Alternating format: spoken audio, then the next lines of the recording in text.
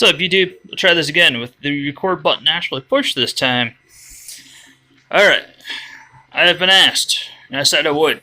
So here's a initial thoughts style review of the Creality Ender 4. So far, I'm loving it, honestly. It has a couple of twerks. We'll go through the good, the bad, the ugly. Start off with the good. So quiet. So quiet. You hear the motors. A little bit of whine. It's been printing this for almost 12 hours. And the motors aren't warm to the touch. They're not even hot. This is the Gothic Lantern model off of Thingiverse. I'll put a link in the description for that. Here's top half. As you can see, printed beautifully. This is in the Shifty Makes Natural PLA from MakerHackers.com or MatterHackers.com. Screw that one out. I'll throw a link to that in the description too. This stuff prints silky smooth. I love this stuff. Need to get another spool of it. I don't think I have any more left. Nope, not on the shelf. Definitely not on the shelf. This is actually printing in the Maker Geeks Raptor PLA. So there's a khaki, not khaki. If you saw my last video, I am not impressed with Maker Geeks right now. I actually had to take about 40 meters of this spool off to get a consistent diameter below 1.8. And even then, I had to take my Capricorn filament off, or Capricorn PTFE tube off, to still get it to work. It was still big enough that once I went through the extruder and had a couple of extruder teeth on, it was jamming in the PTFE tube. So, yeah. But it's finally working. Whereas anything else I could run through this machine fine. I have only successfully ran PLA on this machine. I have tried PETG. I'm getting heat creep issues with the hot end. Watching this work, I am pretty sure that this fan itself is not quite spinning as fast as it should. So it's allowing heat to build up. For example, this print though, I can touch the cooling block and I'm not feeling any heat, whereas when I was running PTG at only 5 degrees more than what I'm running this at right now, you couldn't touch this fitting. It was getting too hot. It might just be, I'm pretty sure that's just an issue with that fan. Auto bed leveling works great. They did a good job there. It is running the Marlin firmware. I'll get to that here soon too. What else do we have good? Oh, look, it's a Pyro Design Joelbot. But you can't really see because the camera doesn't want to focus on it right. In Protoplast Hi-Fi Blue. Also printed this very nicely. Even at 0.2 layers, you pretty much can't see them unless you're really looking for them.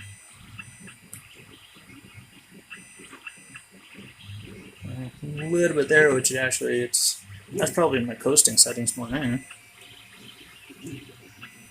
Any problem I've had with this, other than heat creep, has been purely filament or my own settings.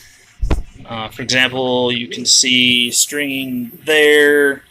That is my retraction settings for this filament. I'm still using the stock settings I used for my ANET 8. This could use a actually, if I drop the temperature maybe another 5 degrees, it would probably run great. I just haven't. Other example prints, we have the Twisted Lego block. Again, in the Thrifty Make Natural PLA. I have to excuse the lighting. One of my bulbs in this room burned out. And if I turn the flash on, it just makes it even worse. But as you can see, even with no part cooling fan, it bridged decently. I mean, that's almost a 1-inch wide gap.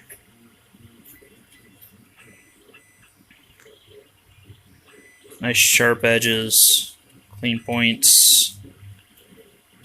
Just runs a good print.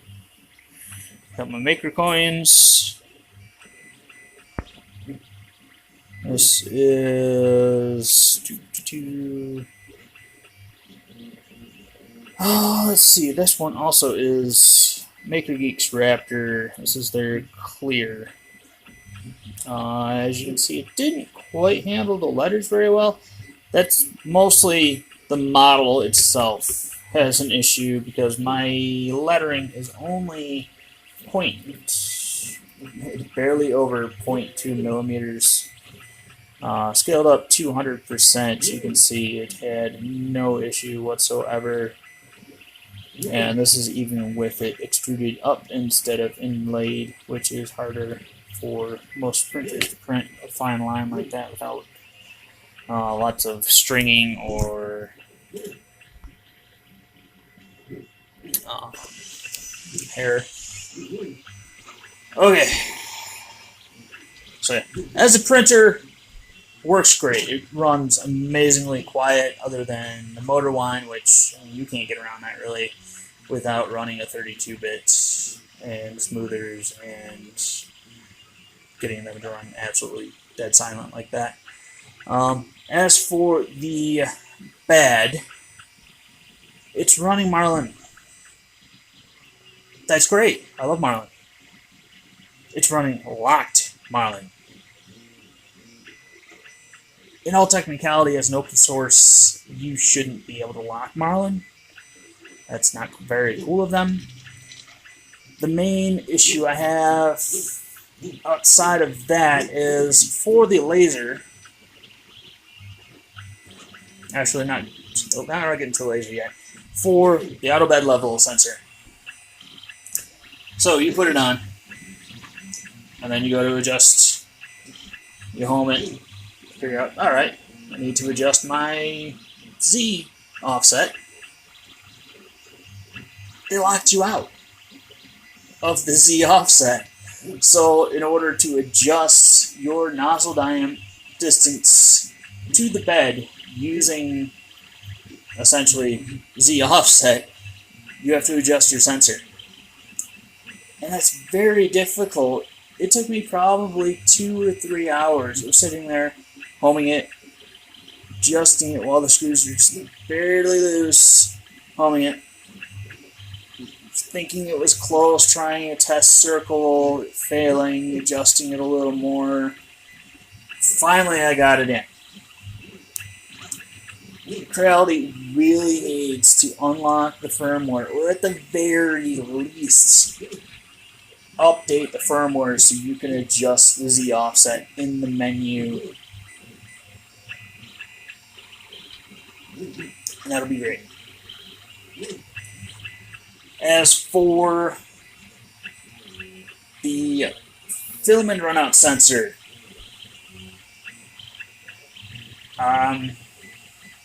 well, it just didn't work. I tested it last night, actually. I clipped the filament right towards the end of a print where I knew it would actually run out, at least to the point where the filament would come out of the sensor just before the print finished, so I wasn't really wasting a print. You can see there's a light in there. The light turned off. Filament ran out. after that, and it just kept printing. And it eventually just kept going until it actually just finished the print I was working on, which almost ran the filament actually out to the point where the extruder wouldn't be able to push it out anymore. But I had judged myself pretty well. So I am not sure why the filament sensor doesn't work. I'm going to have to contact Creality, both for the ZF offset not being adjustable, find out why the filament sensor did not work properly. And last but not least, the laser attachment. The included software is LaserGrave, which you are supposed to be able to install off the SD card in a variety of languages. On the SD card, you open the zip file, you go to the laser options, you go to the LaserGrave. There is the exe, which just opens the LaserGrave, and you can run it right from there if you wanted to. Or you can go into the folder within that folder, and that is supposed to be a installation executable. Unfortunately, at least on my SD card, both of them just open the program, so I can't install in English. Both versions are in Chinese. The instructions included on the SD card for using the laser is a PDF of the Chinese version, just with arrows. That isn't all that helpful. After playing with it for about an hour and a half, I was able to get it to generate some G-code. And this is the result.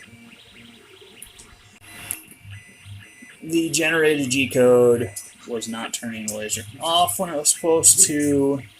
The only time it had proper intensity to actually burn this balsa, even at the 90 millimeters that I'm supposed to set it at, according to their instructions, the only time it would actually burn the edge here was just because it was changing directions, so it lasted that extra couple of milliseconds. And then I use the menu to slow the feed down, which slowed down its movement. And then it was just not even turning the laser on or off to do the design. It was just constantly on. So I looked at the G-code, and it was not generating the proper G-code M codes to turn the laser on and off. So I have been on the lookout for the last few days for a Inkscape plugin, which I just got linked today, that should allow me to assign what M code turns it on and off, and through Inkscape generate G-code for the laser on this. It's actually used for the ANET A8, but it just generates a G-code, so I'll be able to use it here.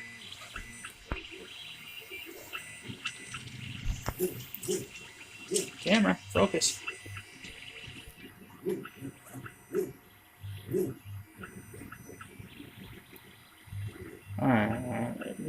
Maybe. There we go. Kind of. Just not liking the light. It is nice that it comes with an LED here, although it runs off one of the part cooling fan circuits, so you don't have a part cooling fan. There is a attachment on Thingiverse that you can print, which uses, I think, this bolt. So you can put a part cooling fan on there. Thankfully, other than, it might solve some of the stringing issues here, but I haven't really needed it. It prints well without it. It could benefit from it.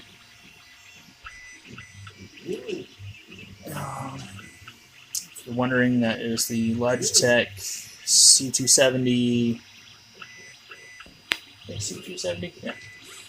Webcam that I'm using on Octopi on Raspberry 3. 4 time lapses. I plan on doing a different mount unless I don't like that. But it does what it needs for you. But yeah, as an overall machine, I mean, it's a good printer. It's well worth the price. The downfalls can be addressed if Creality either unlocks the ability to adjust the Z offset, fixes why my filament sensor isn't working, and I doubt they will do anything about the laser. I'll include the link to that Inkscape plugin in the description for anybody that needs assistance with that. Which, I mean, if you're doing any printer upgrades that does a laser upgrade, turning any 3D printer into a laser scriber, that plugin actually should work for most, because you can assign what M codes it uses and a few other settings. Would I buy this again? I actually kind of plan on it. I think I might get one more of these. The only other thing I might get in comparison to this is the Tronxy, or is it the X5, which has a 300 by 300 by 500 build surface, I think, which is a Core XY instead of an HPOT. So it's dual belt. I kind of like the HPOT design better because it's one belt. You don't have to worry about belt tension. Ooh, that's another thing. This came with fiber reinforced belts. Good job.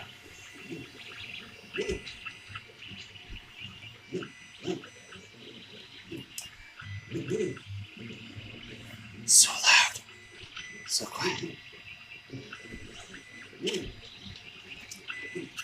Decapitate. Not decapitated. Camera.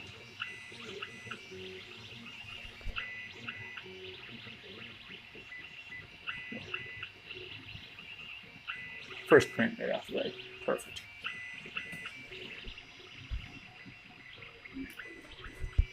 But there is a quick first impressions. I'll probably do another review of this printer later. I plan on doing a couple upgrades. I want to switch this over to a E3 V6 clone, because that's what I have on hand. Which I will then have a 40mm fan on the V6 itself, and a part cooling fan, so that should help. I'm doing that mainly because I can go all metal then and run harder, more difficult materials. I do a lot of PETG and nylon. This being a 24-volt system handles the heat and temperature stability very well. The bed heats up in approximately 4 minutes to get 275. I haven't tried to get it up to 90, 95, where I usually keep my nylon prints.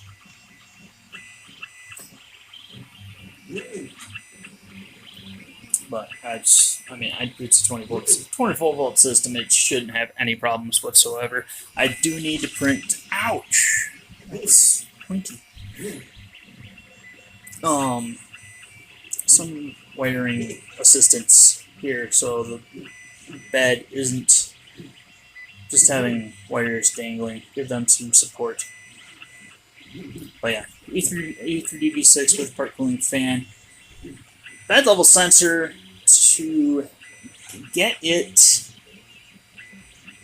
more easily adjustable, I'm going to print a bracket and move it to where the normal Z limit switch would be, so I can use the adjustable thumb screw there.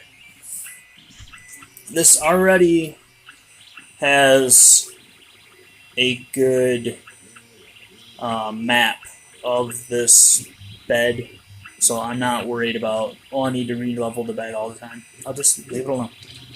I might actually even take the springs out, fix the bed, have it do a fresh map, then move the bed, or the sensor, and dial it back in. But those are the review, future plans of this machine. Got any questions, let me know.